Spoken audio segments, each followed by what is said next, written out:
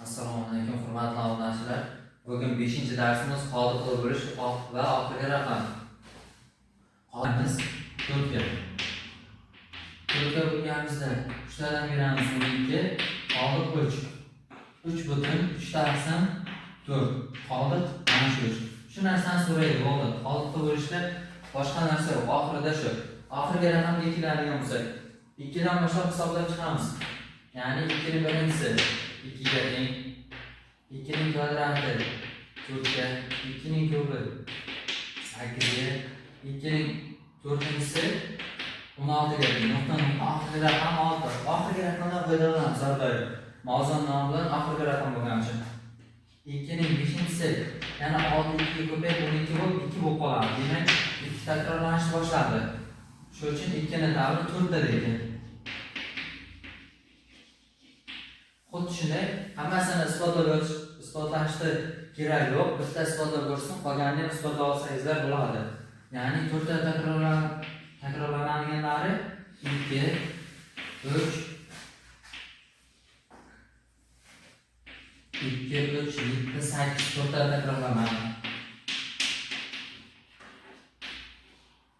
4 tada 5, 6, 1 bittada.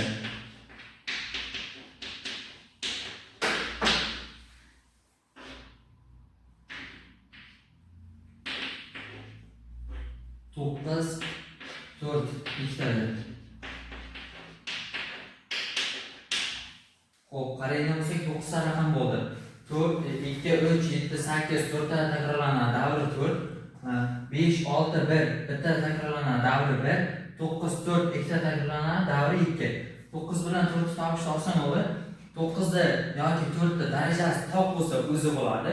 Juft bo'lsa 9 darajasi juft bo'lsa 1, 4 da darajasi juft bo'lsa agar 6 bilan tugaydi. Boshqa narsa yo'q. Endi bitta misol ko'radigan bo'lsak, qancha son berib qo'yadi? Darajasi teng. Shunday son berib qo'ysa, buni hammasini hisoblab yozish kerak emas. Oxirgi raqamga qaraymiz 7. 7 dan davrini qaraymiz. 7 dan davri 4 tada. Demak, darajani 4 ga bo'lishimiz kerak. 4 ga bo'lganda qoladimi, qolmaydimi? Oxirgi raqam 78 mi? 78 ga qaraymiz. 78 ga bo'lamiz 4 ga.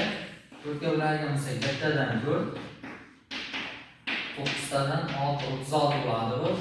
Qoldiq 2. Demak, oxiri 2 ga. 7 ning ikkinchi darajasi bo'lyapti bu. 7 ning birinchisi 9.7, 7 ning ikkinchisi. Demak, o'sha 9 bilan tugaydi. Oxirgi raqamni so'rayapti, shuning uchun oxirgi raqamni topib qo'yamiz, bo'ldi. Boshqa hech narsani topish kerak emas. Yoki masalan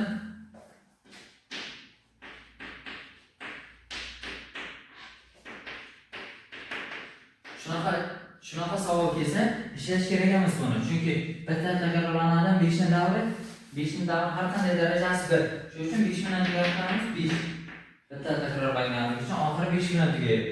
Oxirgi raqam qoldiqli bo'lish mavzu shundan iborat. Mavzuni mustahkamlash uchun Telegram kanaliga o'tib olasizlar. Telegram kanalda IDC birinchi qismdan misollar tashlab qo'yaman va qo'shimcha ma'lumot test ishlab bilimingizni oshirishingiz mumkin.